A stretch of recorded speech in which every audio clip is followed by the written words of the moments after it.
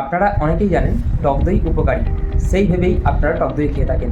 আজকে জেনে নেওয়া যাক টক দইয়ের মধ্যে কী কী রয়েছে এবং টক দই আমাদের শরীরে কী কী কাজে লাগে।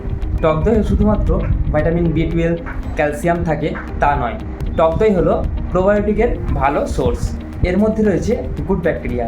শুধু এক বাটি টক দইয়ের মধ্যে লক্ষ লক্ষ গুড ব্যাকটেরিয়া থাকে, যেটা আমাদের গাটের গুড ব্যাকটেরিয়ার ভারসাম্য বজায় রাখে।